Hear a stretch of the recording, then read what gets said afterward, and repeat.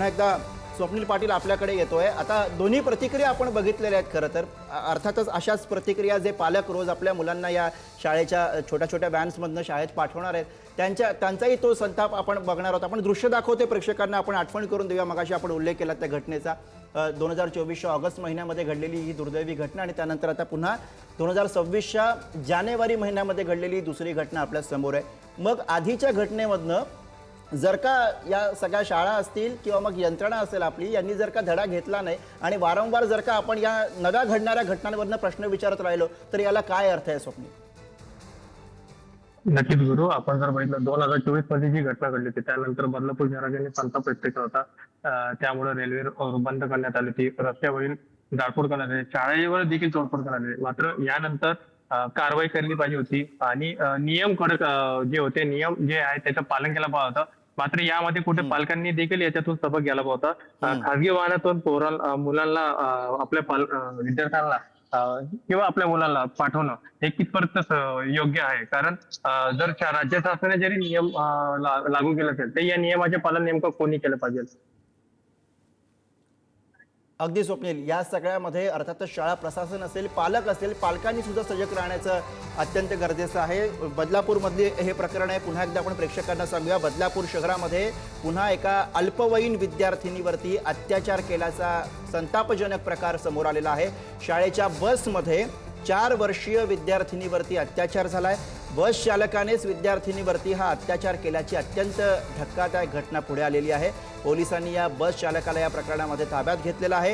या घटनेमुळे पालकांमधून एक संतापाची लाट उसळलेली आहे। ही दृश्य आपण बघतोय जिथे राष्ट्रवादी काँग्रेसच्या कार्यकर्ता या ठिकाणी त्यांच्याकडनं ही व्हॅन फोडण्याचा प्रयत्न करण्यात आला आणि त्याची ही दृश्य त्यानंतर पोलिसांनी या सगळ्यांची समजूत घालण्याचा प्रयत्न केला। स्वप्नील, ही दृश्य आपण दाखवतोय ज्यामध्ये राजकीय पक्षाच्या सगळ्या कार्यकर्ते आहेत जे ही व्हॅन फोडण्याचा प्रयत्न करतायत। एक स्वाभाविक संताप जो अशी कुठलीही घटना समोर आली, विशेषतः लहान मुलांच्या मुलींच्या संदर्भाने, तेव्हा समोर येत असतो। आपण की दृश्य दाखवतोय, म्हणजे बदलापुरात अनेक जण त्यावेळेला मोठं आंदोलन उभं राहिलेलं होतं, रस्त्यावरती उतरलेले होते आणि तसाच संताप आता या घटनेच्या नंतर सुद्धा आपल्याला समोर येताना पाहायला मिळतोय। अत्यंत तीव्र प्रतिक्रिया।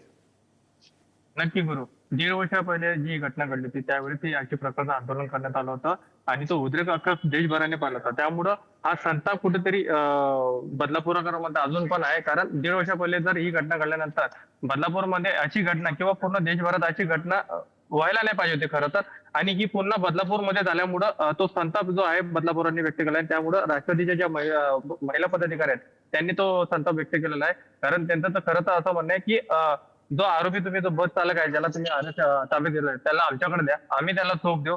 कारण तुम्ही आम्हाला जर त्याला आमच्या ताब्यात दिला नाही तर आम्ही त्यांची गाडी फोडून टाकू। अशा प्रकारचा संताप जो आहे तो राष्ट्रवादीच्या महिला पदाधिकाऱ्यांकडनं करण्यात आलेला आहे। आता त्यांची सध्या समजूत काढण्यात येत आहे पोलिसांकडनं की गुन्हा दाखल करण्याची जी प्रक्रिया आहे पोलिसांची ती सध्या आमची चालू आहे। प्रक्रिया आमची पूर्ण होऊ द्या, त्यानुसार त्याला योग्य ती कारवाई त्याच्यावर केलं जाईल अशा प्रकारचं सध्या पोलीस प्रशासनाकडनं समजूत त्या राष्ट्रवादीच्या महिला पदाधिकाऱ्यांना दिली जात आहे सध्या। बरोबर स्वप्नील, या सगळ्यामध्ये अत्यंत महत्त्वाचा जो मुद्दा आहे तो म्हणजे राज्यातील शाळांच्या बसेससाठी जे सेफ्टी प्रोटोकॉल्स आहेत ते पाळले जात नाहीत, मग त्यांची कडक अंमलबजावणी व्हावी यासाठी नेमकं काय केलं जात आहे? बदलापूरमध्ये विशेषतः जिथं वारंवार अशा पद्धतीच्या घटना घडत आहेत तिथं याचं काही चेकिंग होत आहे का, काही तपासणी होते का, याच्याविषयी काही कडक आणखी पावलं उचलली गेली आहेत का मागच्या या 1-1.5 वर्षामध्ये? नक्कीच, जेव्हा 1.5 वर्षा पहिले जी घटना घडली होती त्यानंतर राज्य शासनाकडून नियम लागू करण्यात आले होते आणि त्या नियमाचं पालन प्रत्येक शाळेने तसंच गट शिक्षण अधिकाऱ्यांकडनं आणि तसं आरटीओ विभागाकडनं हे केलं पाहिजे होतं। मात्र ही जी घटना आता आज संध्याकाळी जी घडली आहे याच्यावरनं असं दिसतंय की खरं तर नियमाचं पालन सध्या ना शाळेकडनं केलं जात आहे ना गट शिक्षण अधिकाऱ्यांकडनं केलं जात आहे, तसं आरटीओ कडनं। कारण बरोबर आहे। त्यामुळे अर्थातच याविषयी आपल्याला प्रश्न उपस्थित करावे लागतील स्वप्नील।